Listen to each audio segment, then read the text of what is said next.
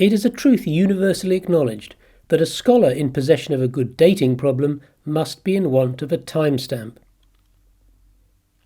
Pontius Pilate was appointed prefect of Judea under Tiberius in the year 26 or 27 AD, a post he held until 36. If the Pauline epistles were redated from the 50s AD as they currently are to sometime before 26 AD when Pilate was appointed, it would completely upend the historicist narrative of the early church and come about as close as it's possible to get to proving mythicism to be correct. And this is argued with some reason by Michael Lawrence in his videos that I link below. The idea is that the conventional dating of Paul's ministry from the mid-30s to the mid-60s AD is entirely dependent on Acts and the Church Fathers. If those are tossed out as fiction, then we have to rely on internal dating of Paul's letters, and he gives us few timestamps. The uncontroversial ones are comments like 1 Corinthians 10:18. Consider Israel after the flesh. Are not those who eat the sacrifices partakers of the altar?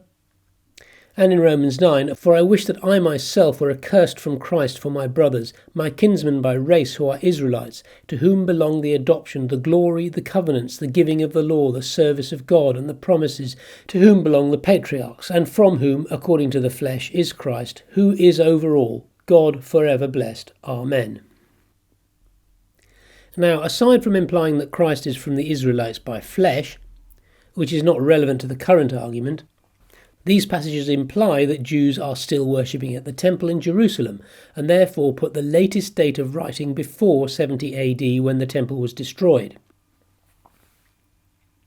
Paul escaped from Damascus by being lowered from a window in a basket in order to escape the clutches of King Aretas ethnarch, or governor as it's usually translated. Here's the passage in 2 Corinthians 11. The God and Father of the Lord Jesus, who is blessed forever, knows I am not lying. In Damascus, the governor under King Aretas was guarding the city of Damascus in order to arrest me, but I was let down in a basket through a window in the city wall and escaped his hands. Also, let me remind you why it's called 2 Corinthians from chapter 1, verse 1. From Paul, an apostle of Jesus Christ by the will of God, and Timothy our brother, to the church of God that is in Corinth, with all the saints who are in Achaia. Grace and peace to you from God our Father and the Lord Jesus Christ. I'll come back to that, but returning to Aretas. Aretas was the name of several kings of the Nabataean kingdom. The Nabataeans were Arabian people who lived in the northern Arabian Peninsula and southern Levant. They had a nomadic background and are perhaps most famous today for building the city of Petra. Aretas I was the first king of the Nabataeans. His precise dates are not known, but his name appears on an inscription dating from 168 BC, and he's mentioned in 2 Maccabees. Aretas II probably reigned from around 110 to 96 BC. His dates are also uncertain, but unlike Aretas I, he did mint coins that have survived. We know somewhat more about Aretas III. He too minted coins that survive. He came to power on the death of his brother Obodas I in 87 BC. He was a successful military leader, extending the Nabataean kingdom both to the north and the south. His most notable military success was the taking of Damascus from the Seleucid kingdom in 85 BC.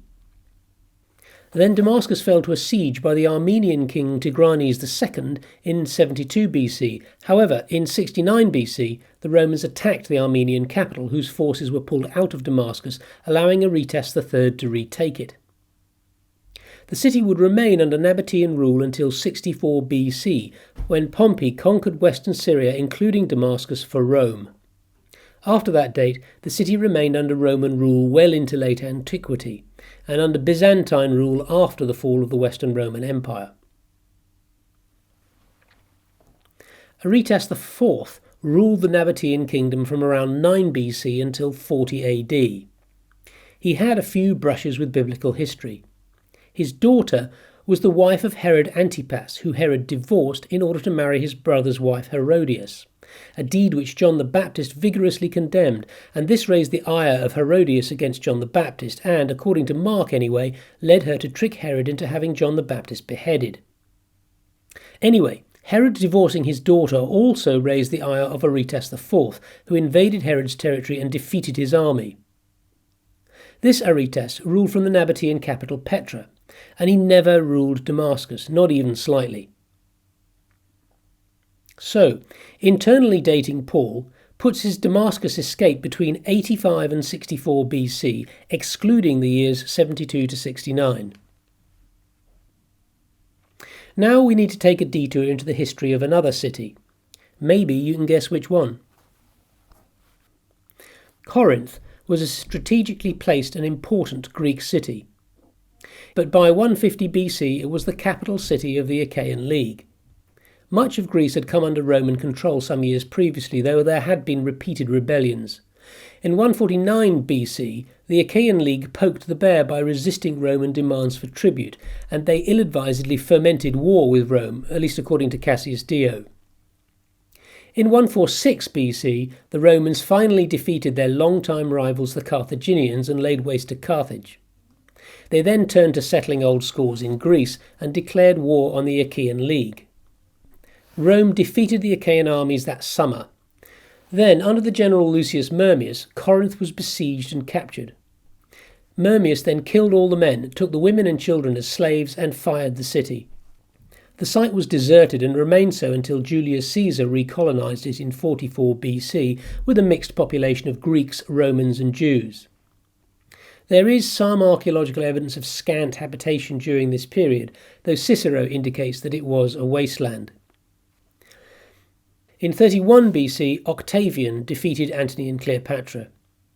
He went on to become the sole ruler of Rome and assumed the name Augustus, by which he is best known today. Following his victory over Antony and Cleopatra, he undertook a major overhaul of Roman provincial organisation, in the course of which he separated the province of Achaia from Macedonia and made Corinth the Achaean capital around 22 BC. There is another perhaps soft but reasonable timestamp available from Paul's letters. Andrew Criddle points out that Paul refers to Corinth and Achaia as distinct from Macedonia, saying he has to go through Macedonia to get to the Corinthians, and how he boasts about what support he's getting from the Macedonians when he's writing to the Corinthians. So this looks as though it was written after around 22 BC, when the two provinces were split. So, in other words, the latest date for Paul escaping Damascus under a King Aretas is 64 BC, and the earliest date on which he could have been writing to a church in Corinth seems to be 44 BC, but more comfortably around 22 BC, some 20, or more likely 42, years later. But to that we must add the time to establish the church, leave, and write back to them at least twice. The ministry of Paul is generally thought to have spanned from about 34 to 66 AD, or 32 years.